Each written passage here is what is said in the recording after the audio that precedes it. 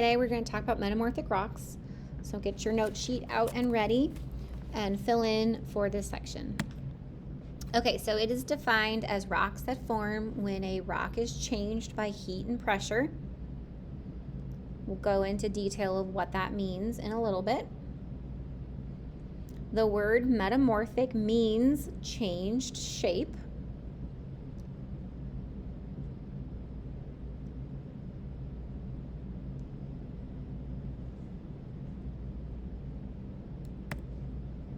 They occur deep inside of the earth. So this is not going to be something that occurs on the surface, way deep down underground.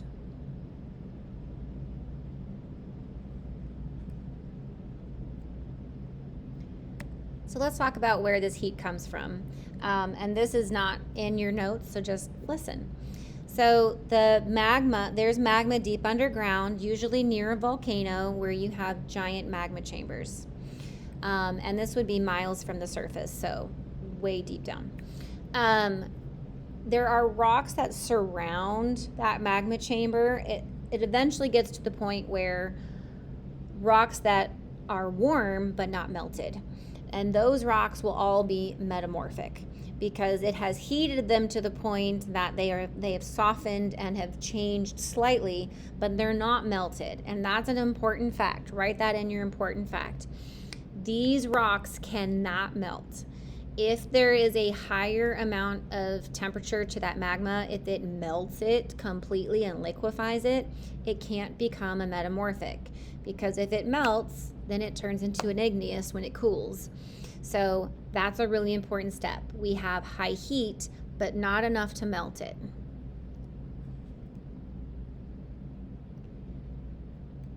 The pressure comes from mountain building, and as well as the weight of the added layers above it. But most of this is going to be needing and requiring mountain building processes. So tectonic forces are at place. Now, we haven't learned about this yet, so don't feel bad if you don't remember what tectonic forces are, but there are tectonic plates that move on Earth's surface, and some of them move towards each other. When they move towards each other, they make mountains. And that amount of pressure pushing and slamming those rocks together can cause them to go through metamorphic conditions. So on your note sheet,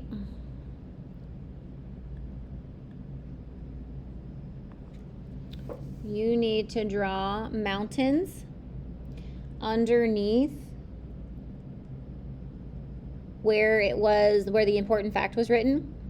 You're going to write mountains and draw some mountains so that you can remember that these really require mountains. You're not going to find metamorphic here in Kansas. We don't have any tectonic forces happening here.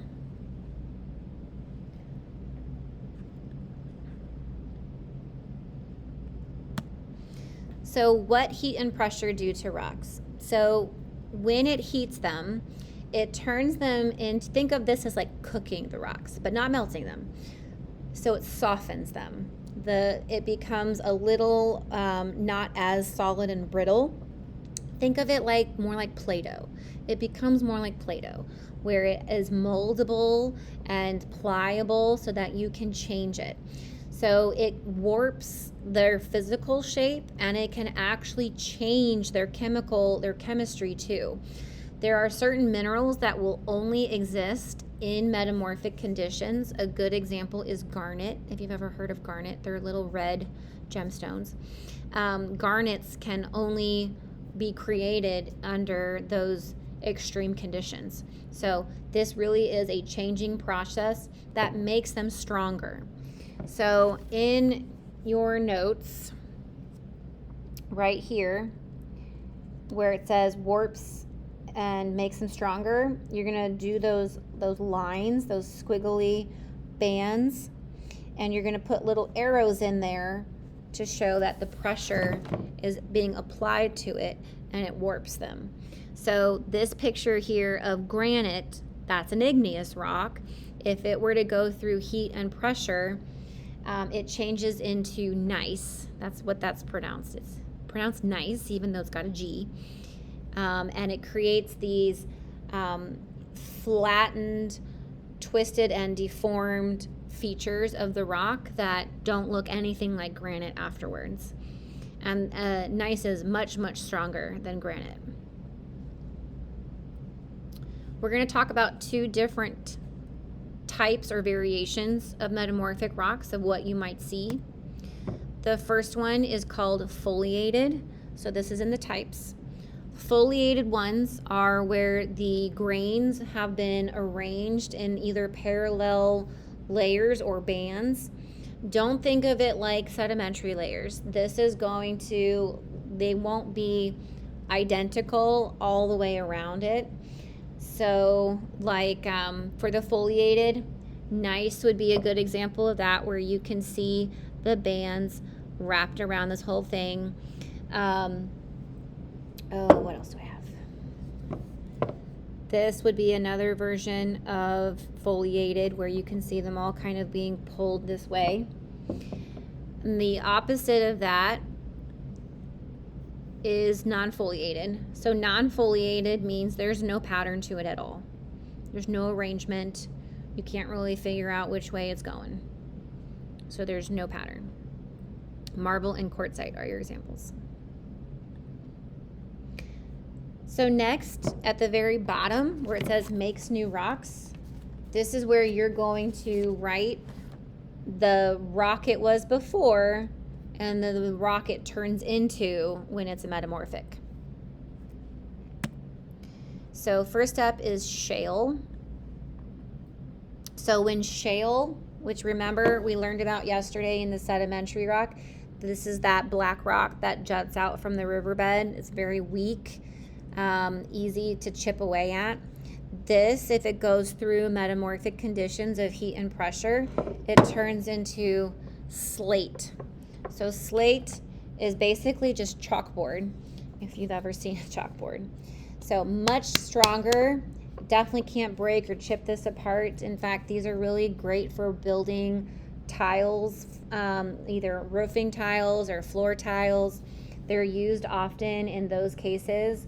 And it's more expensive because it's gonna last a lot longer. Very durable. So this is slate. The next is limestone. Limestone turns into marble. So I showed you limestone today in sedimentary rocks. This version is the crystal one because you can see the calcite crystals, but it also is made in the organic shells way too. But anyway, if this undergoes heat and pressure, it turns into marble. I actually have a chunk of marble that was used for flooring, but there is no rhyme or reason to use foliation, so this would be non-foliated. This, by the way, so if I taught you guys that limestone will fizz because it has all that calcite, this doesn't fizz. So at this point, it's changed so much and strengthened so much that it can't fizz anymore. So that calcite that's in there no longer is weak enough to react to acid. Okay, next is granite. So granite, which again, I showed you this before, where you have the feldspar, the quartz, the mica, the hornblende in there. If this were to undergo heat and pressure, it turns into gneiss. And gneiss has the bands on it. So if you see this ever out in like Colorado, you know immediately what it is. Gneiss exists everywhere. I've picked up so much on my last trip. But you can see the bands. Those white bands are the quartz that had gotten stretched as it was pliable and able to be molded out like that. So this is gneiss. And then last is sandstone. So sandstone, which was the very gritty rock that I showed you guys, this, if it goes through heat and pressure, it turns into quartzite. This is quartzite, very, very strong. Certainly can't get anything off of this.